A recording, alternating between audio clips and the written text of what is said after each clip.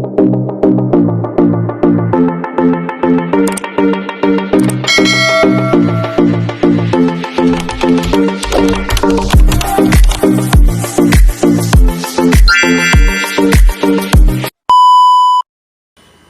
mo lamang ang iyong hintuturo sa iyong noo upang sobra-sobra siyang ma-obsess o mahumaling sa iyo. Hello mga guys, kumusta kayo? Panibagong araw, panibagong video na naman tayo. And sa araw na ito ay sana namang video ang aking ituturo sa inyo na simpleng gabay o simpleng pamamaraan na makakatulong sa atin. At bago ang lahat, gusto ko lang mag-disclaimer sa mga tao hindi naniniwala at hindi gusto ang mga kagaya nitong video. Please skip this video and maghanap kayo ng videos na gustong gusto nyo dahil ang video na ito ay para lamang ito sa mga taong naniniwala and gusto mag-try. Sa lahat po ng mga nagko-comment po dito sa aking video dito sa loob ng aking channel, mag-iingat sa lahat ng mga nagre-reply sa inyo na dinadala kayo sa kanilang WhatsApp and Imo app upang makaiwas po tayo sa scam. Ngayon po, gusto nyo ba na mahumaling, ma-obsess ng husto sa inyo ang inyong partner?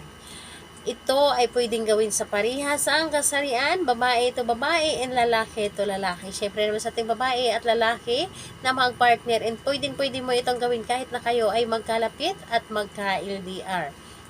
Dito po ay kailangan or wala tayong ibang kailangan dito kundi ang ating sarili lamang. Yes po. Dito, hindi natin kailangan na gumastos para ma-obsess yung partner natin sa atin, kundi yung sarili lamang natin. And kailangan na siguraduhin natin na naniniwala tayo sa dapat nating gawin at hindi po tayo nagdududa.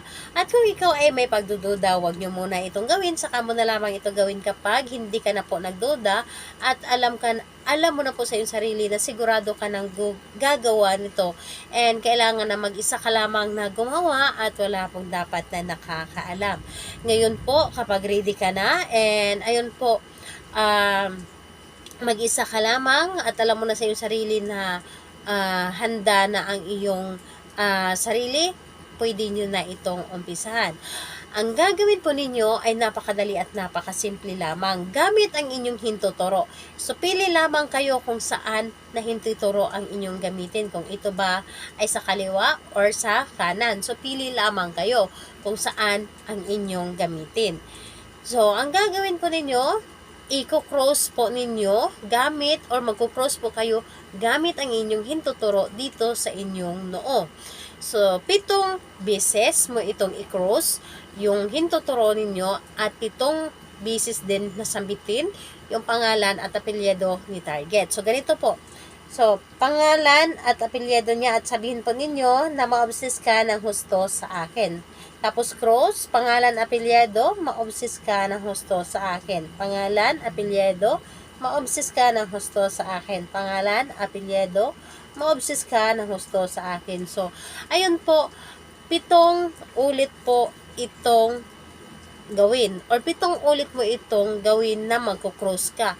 Habang paulit-ulit kang nagko-cross, paulit-ulit ka din na nagsasambit ng kanyang pangalan at apelyido at yung ating magic word. So, napakadali lamang siyang gawin. Ngunit, alam nyo ba na sobrang epektibo nito at talagang yung partner ninyo ay sobrang ma-obsess sa inyo. So, ayun po, mabilis ito mararamdaman ng inyong partner. Gawin nyo lamang ito kahit na araw-araw ninyo itong gawin. Wala pong problema ito. Basta't ang importante na alam mo sa iyong sarili na naniniwala ka at hindi ka nagdududa sa mga ganito. At kailangan na nasa focus ka habang ginagawa mo ito. Yung ramdamin mo, yung nanggagaling po talaga sa iyong puso ang paggawa. So, yun po ay napakadali or napakabilis na gumana nito kapag yun ang iyong ginawa. So, ayun po. Dito ay hindi natin kailangan maghintay ng Tuesday and Friday sa paggawa, kundi sa kahit anong araw at kahit anong oras, pwede natin itong gawin. Basta't malakas lamang ang inyong energy. Pwedeng sa umaga, pwedeng sa tanghali, pwedeng sa gabi, anytime, pwede po.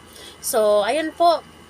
Sa lahat po ng mga gustong magpa-shoutout, mag-comment lamang sa baba para ma-shoutout ko kayo sa next video. And sa lahat po ng mga gustong magtanong, mag-comment lang din po sa baba para ma-replyan ko din po kayo. Salamat po sa inyo. Bye-bye everyone. God bless us all.